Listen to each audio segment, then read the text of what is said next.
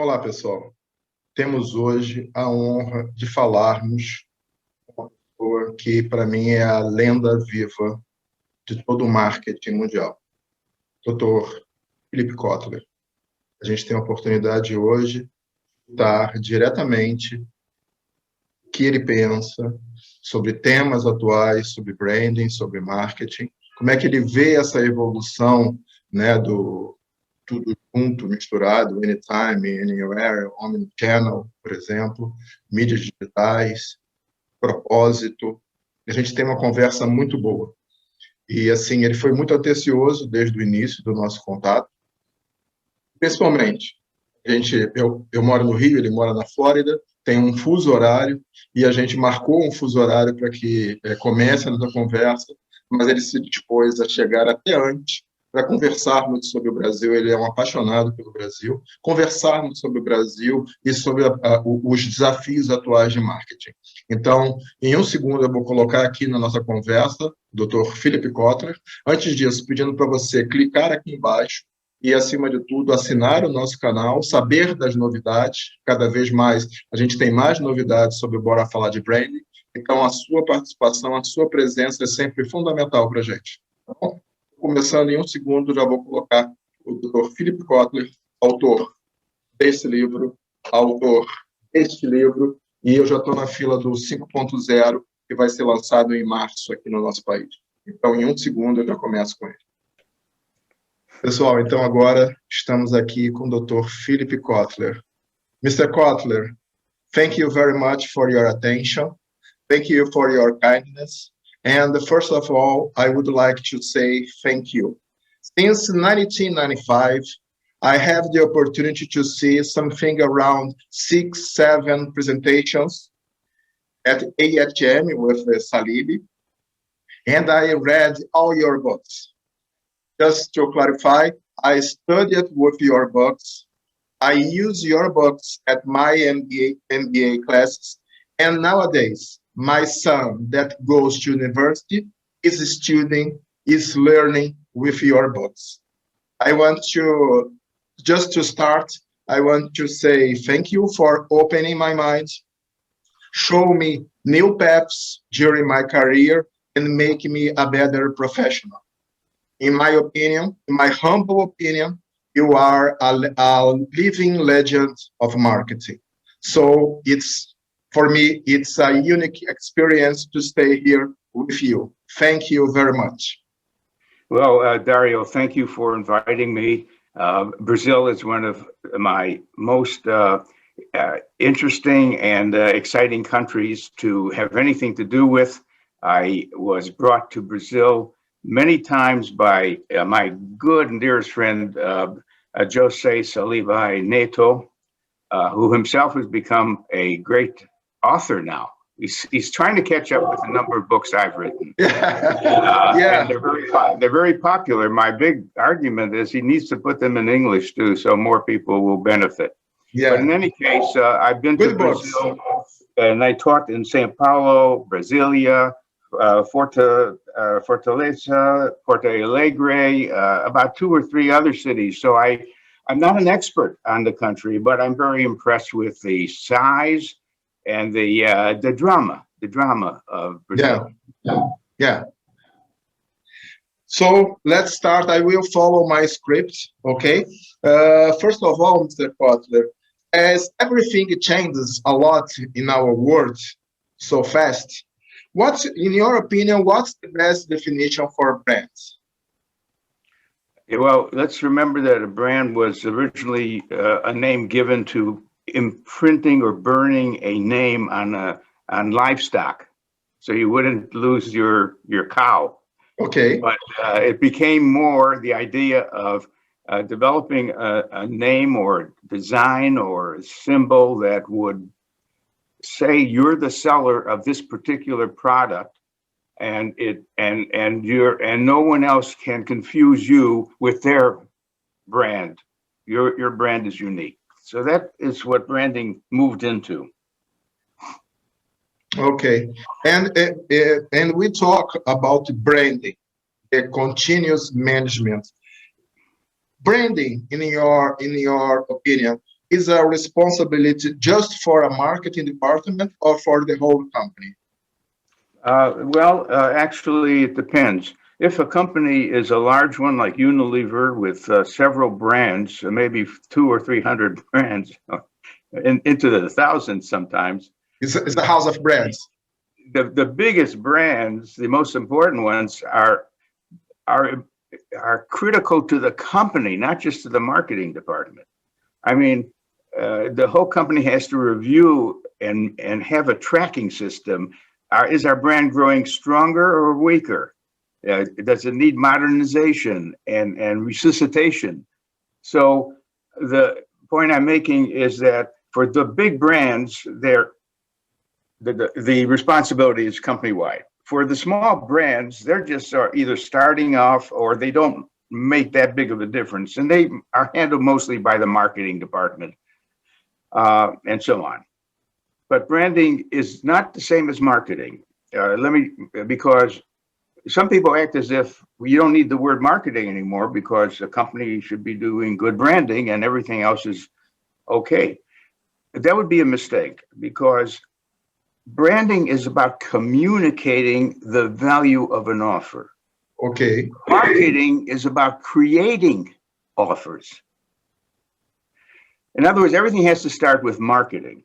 Marketing is the job of finding out needs that are not being met and coming out with fine ideas on what people would be excited about. And in fact, selling is not the hardest part. It's coming up with the right idea that people want to line up for when they hear it. Now, marketing is the job of communicating the meaning of something that you're offering. So they are both very important, but I would say first the company should manage to master marketing and then master branding within marketing. Okay. Very strategic definition. Thank you. Mr. Kotler, the business environment has become more and more digital. Anytime, anywhere, omnichannel are popular. In your opinion, what's the role of the branding today in a digital era? Yes, well, first of all, a company looking at any one of its brands or its only brand has to, and if it's sort of starting out, it's always has to ask the question, are we branding for the world, or are we branding for Brazil, or are we branding for some specific class of people or segment within Sao Paulo, So the point is always a target market is in mind when you are even choosing a name of a brand that is supposed to convey some resonance with a certain market. So I'm assuming that the very fact that companies are also getting to be more digital is not only happening, but if you don't let your company become digital, if you're slow in learning how to go from the old traditional marketing of Salesforce and advertising, and you don't use digital communications, you're obsolete to begin with. Absolutely. So it's a race between competitors to really get into a lot of things. It's first of all, it's artificial intelligence, where it will work, where it would be voice and facial recognition. It would be virtual reality. For example, if you're going to create a new product, you can create it on the screen before it exists and put the customer through the experience of the product without having created it. So there's a lot of technologies that are emerging that companies have to master. Okay. In this context, companies nowadays put the focus on the short term. It's a survival. So you put all your efforts in the short term. But we learn from you and from other books that brand is a long-term construction. Is there any kind of conflict in the short term and the long term? I think that a company would be smart to really think where it wants to be 5 years from now, or even 2 or 3 years from now, and then work backwards to get there. Where do I want to be in 2 or 3 years? And then work backwards to the steps necessary to get there. Now, there's some exceptional stories in this connection about long run versus short run. Always think of Amazon. Amazon decided to be long run from the beginning, even though it was just an online bookstore. And therefore, it didn't declare any profits. It didn't want to make profits. It wanted to make growth. So it itself, its very policies as a business was to spend everything to grow the business and not worry that they're not a profitable company. Now, the reason this worked is because there were many people who believed in their mission and funded them, and so on. And then I think companies like Nike are a good example of long run thinking. They know what their job is. Their job is excellence in athleticism, in sports, excellence, and that's not going to change.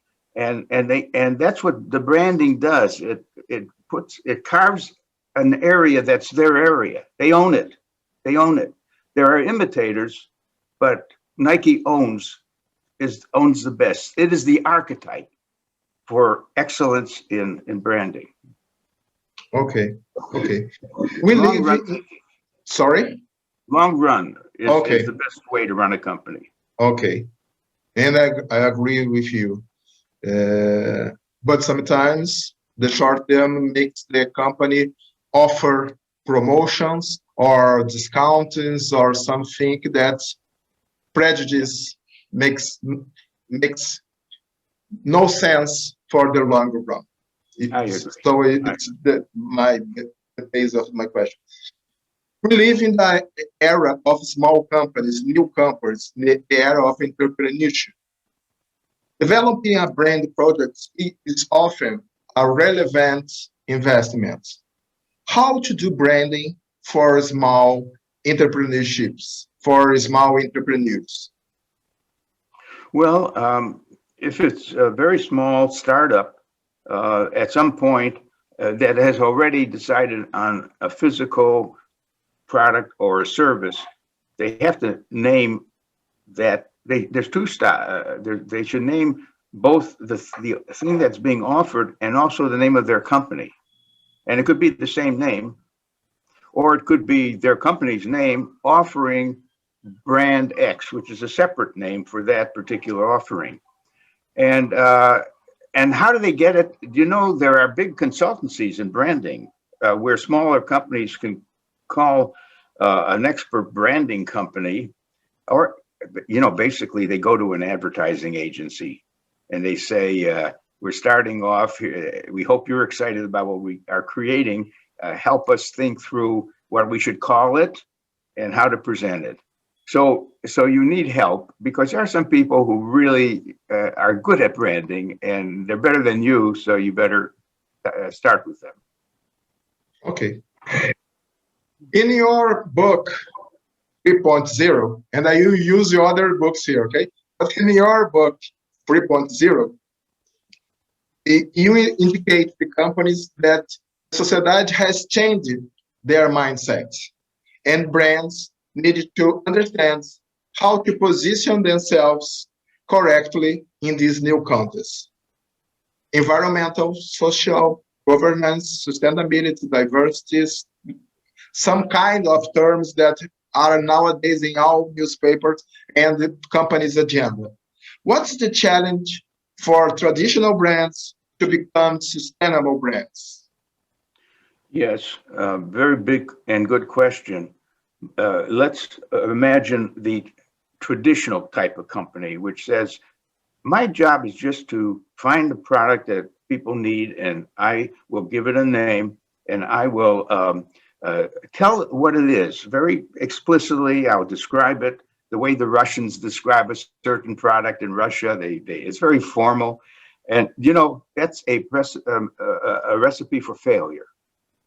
Because what it's missing is what we call emotional resonance. Okay. There's no emotional resonance.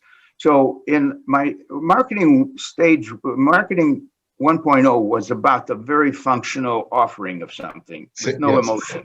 Marketing 2.0 says, this person really can get better off with something I'm offering. And I want to show them who they will be and what will happen that's fine to them if they use our product.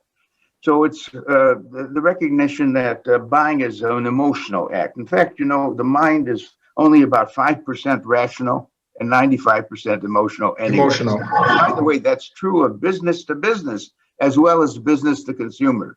Even when the Boeing aircraft makes a decision on something, there's a lot of scare and fear and risk, and everything's emotional too. So then the company decides that it should go ahead and get to be better at what I call social responsibility. Now, that was not in the old days. You just made money, and you knew there were social problems, but you even knew you were contributing to them.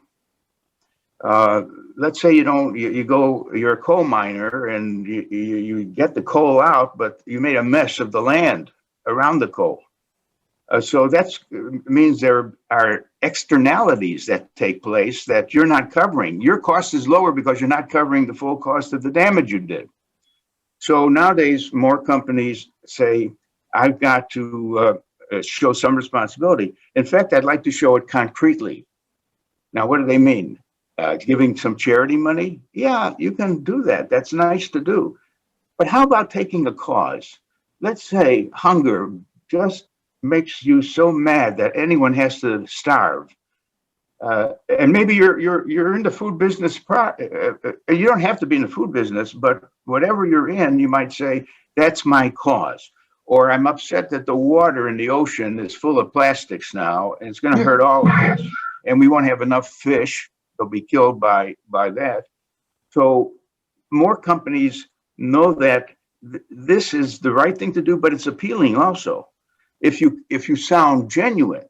Now, there's a thing we worry about called greenwashing. It's called greenwashing when you're environmental, you claim to be environmental, but you're not really. So we've got to be careful.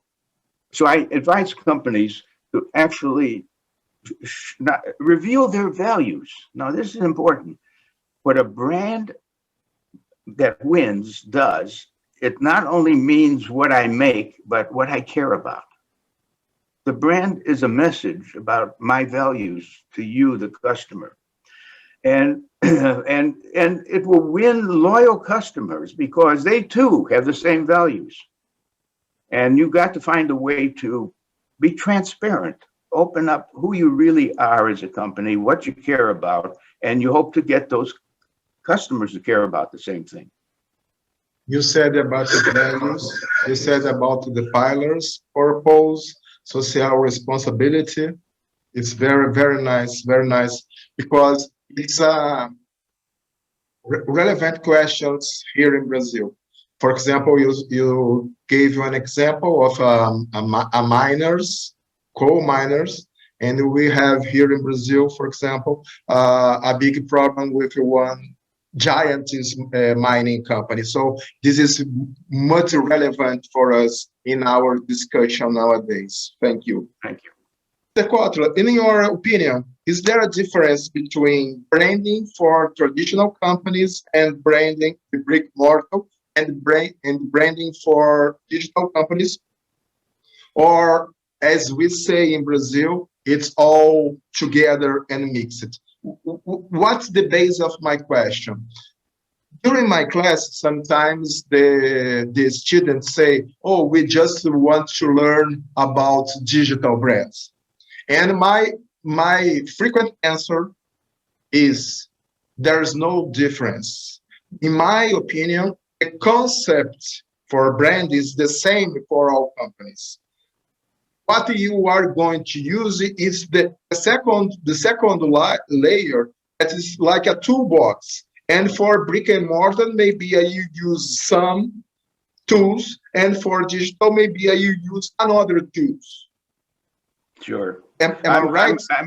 I'm in full agreement with you that branding is a concept and a set of tools that are used by companies that are digital companies, by traditional companies. There's no difference. It may look different, perhaps because certain tools get more used when the product is a highly technical one that has a lot of intangibility. You can't really touch it and so on, but it's still the same toolbox.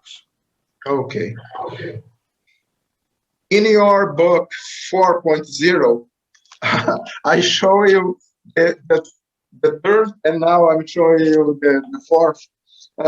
You talk about the power of social media and how companies need to develop and adequate their communication plan. Let's talk about some brands. Netflix, Airbnb, Zoom, for example, become global brands. Zoom, for example, in 1 year, reached the 100th position at the Interbrand ranking, for example, in a short space of time. Is there anything in common with these brands? Is there something that you see that's particular for them? Well, there's 3 or so brands you mentioned. The thing is, it was the right time, really, that a point was reached in history where people had to be home more because of COVID. And they were, and even at home, they were workers if their company let them work at home. So they needed to have good digital facilities in their home. And I might say that COVID has totally increased the rate of adoption of the digital lifestyle. Absolutely. People are getting their food by ordering a grocery to prepare it and send it, or they'll pick it up. And you can't live anymore without using FaceTime and using WhatsApp and all these other new technologies. Now, there's another thing that is shared by some of these companies, and that is what is called the sharing economy.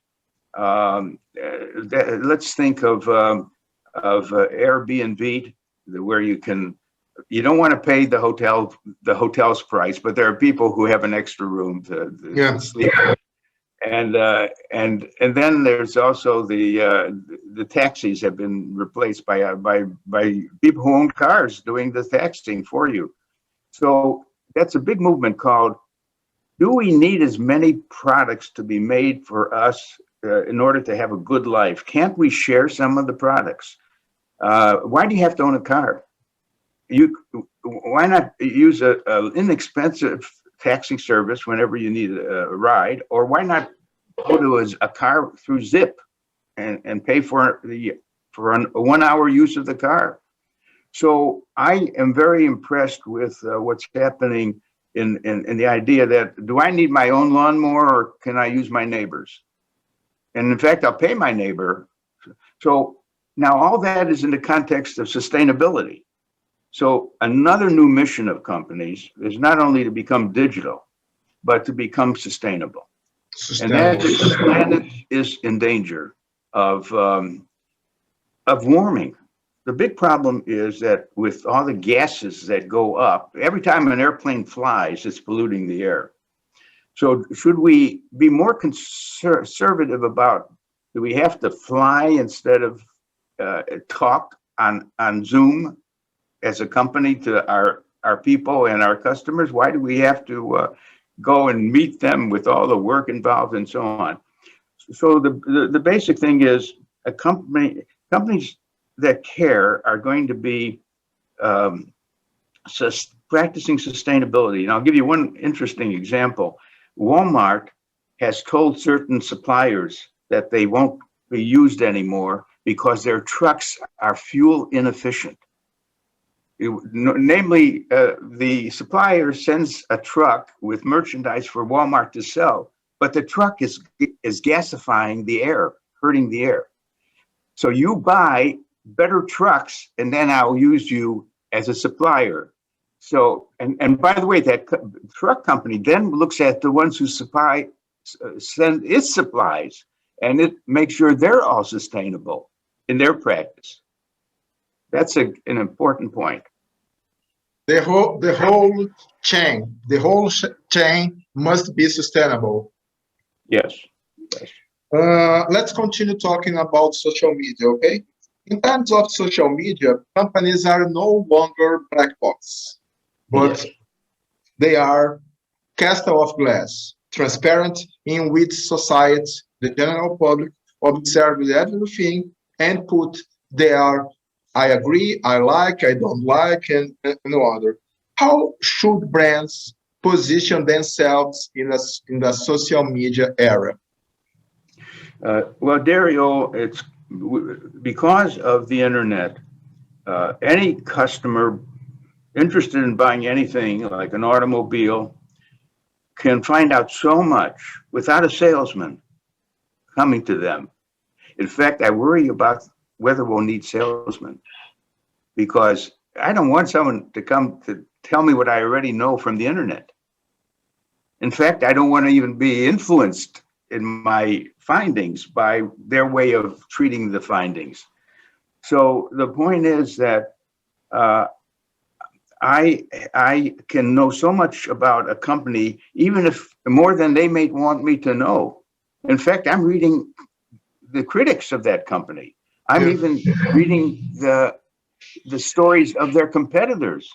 So I know so much that I can make a good decision without much more assistance. So why shouldn't a company say, that's okay with me? We make ourselves transparent. We want you to know. For example, a question that comes up often is, if I buy this product from you and I'm unhappy about something and I need help, will you respond? Are you the kind of company where I know who I can reach? Well, this came up just recently with Amazon. Many people said, yes, they're a great company and so on. There's no way to reach them. You can't reach Jeff Bezos either. So the question is, a company should be open and transparent, because we'll find out maybe the wrong things about them by them not being open. Will depend on sources that are not true of them. So I agree that that we want more transparency with those who sell us things. Okay, let me show the other book. That's with Kotler and Keller. And I had the opportunity to record with Mr. Kevin Keller. In your opinion, what's the intersection between branding and storytelling? Branding and? Storytelling. Oh, yes. Good branding is more than a name. If it's only a name, it won't carry much weight. It should be the unfolding of a story. It could be the exciting history of Disney, and Disney's a name, of course, and Disney is so powerful that I know it means family fun. It's basically about family fun. But if I know also what Walt Disney went through, what his creative concepts were, how he got there, if I can build more and more background, then the brand becomes richer. And every brand has that opportunity. Incidentally, there's a thing I have. Have you heard of the color wheel? Something called a color wheel. It looks like this. Okay. There's a set of of 12 companies, all well known: Virgin, Heinz, Procter & Gamble. And the point being made is each of those companies have managed to create an archetype. Yes, like in Carl Jung's work about a psychologist, where there's some hero or type of person. In other words, you would say that that Apple and its founder, Steve Jobs, that's about being a creator. Creativity is what you get as a flavor from that. Rolex, what you get is a watch that is rules all watches. I mean, you can take your wallet, your Rolex, and leave it as a deposit when you ran out of money. That's worth $5,000 or $10,000 just because you left your Rolex somewhere. So putting meaning on the brand is the job I'm talking about. Okay. You started saying that you love Brazil, that you know a lot of our state, and of course, you know, Brazil has brands that are well positioned globally, worldwide. For example, Natura, Beauty and Care, that bought Beauty, and Havaianas, Flip Flop, for example. Any advice for brands that want to launch their themselves in the international marketing? Well, it's a dream of every company to go more international, but they must do it in steps. So first, you make sure that the product works in Brazil. And these two that you mentioned, of course, are were very popular. Now, do you immediately go to China with it? Do you go to the United States with it? No. Seems to me you go to your neighbors. I mean, if flip-flops works in Brazil, they can be adopted very easily by your, except you'll have to learn Spanish instead of Portuguese, but by your South American neighbors. And then you got to plan the right timing and course to go after, because it's very tempting to get into the United States quickly if you can. If it has appeal there, you got to find out what segments want to wear flip-flops and what else is already available that are a substitute for that. Asia is a big undertaking and it's a big place, but it doesn't seem that it's the natural place necessarily to go. And even then, which country? China is the one that comes up in the mind. But I would say that if your Brazilian product company has really gone through careful expansion in the neighborhood, so to speak, of other countries, they're ready to know where to go and when to go to the next big move they should make. But just to continue with this, for example, Havaianas, they have stores at Paris, they have stores at Portugal, and the others. For example, sometimes it's easier for us Brazilian that talk in Portuguese keep relationship with Europe, for example, than trying to establish negotiation or communication with our neighbors that talk Spanish. Sometimes it's easier to talk with the Europe. Well, you'll know that. If that's the case, and that happens a lot, Yeah. You know it. Yeah, sure. Okay. In your opinion, we are coming to the end. In your opinion, is there a difference or synergy between brand management and reputation management? They are pretty similar to each other. I would like my company, whatever it might be, to definitely track my brand level and strength. Brand strength. Is it growing or stable or declining? And I have tools. There are good questions to know where my brand is going. Reputation is more about the whole company. Remember, my brand may be just a part of the company or one of several brands. So do I want to make an investment in a company that measures reputation? Yes, at some point I can imagine, especially if some issues have come up where we've been attacked for certain things and we're misunderstood by the public and we don't know why. And we want some company to help us really go. And this is a marketing project. It's marketing research, and to really find out what the composite opinion is and types of opinions about us. And so an investment in reputation measurement, not regularly, not daily, you're always on your brand. but you're not always thinking about your reputation. But from time to time, you know, you got to be using the internet as a listening post. And you can actually hire a company that will watch for every mention that's made of you, good and bad, and classify it, and give you a monthly report. You know, a lot of people are talking this way about you. So maybe that's a good investment, but it's not that your reputation itself has to be checked on as regular basis as your branding level. Just two questions. I put my name on the waiting list for Marketing 5.0. Okay, I put my list at the Amazon waiting for your new book. Is it possible for you just tell us what's the technology for humanity? What's the main concept behind this newest book? Yeah. Okay. Marketing. Let me just remind you that Marketing 1.0 was originally about just functional marketing, and Marketing 2.0 is about emotional marketing. Marketing 3.0 was about caring about more than just your company, caring about the social problems. Marketing 4.0 said marketing has changed in a revolutionary way. We got to go from the old marketing to the digital marketing.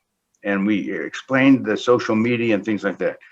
So Marketing 5.0, which just came out, takes a broader look at the new technologies, not just the technology of the computers and digital, but the technology of machine learning, where you gather so much information and you put it into a machine and it finds insights about behavior. Virtual reality. Yes, and it's important to do, but also I want you to be able to use chat boxes. The idea that just like, I don't know if you call your system Alexa or Siva or whatever, Siri, but you should have, as a company, someone they can click on and it will answer questions or will give you directions. Chat boxes, voices that will respond to a question and interpret it. Where do I find your closest store, and so on and so forth. And then there's robotics. There's many things you do by hand, by labor, that can be routinized, can be turned to robotic exercises, rule-based exercises, and so on. So 5.0 gets you into the world of an assortment of new technologies that are going to, you should ask for each technology, is this of any use to our company? For example, drones. Drones are now delivering some things. I have seen some fantastic uses of drones. Does a drone make any sense in your business? Or even an autonomous vehicle, a non-driver car.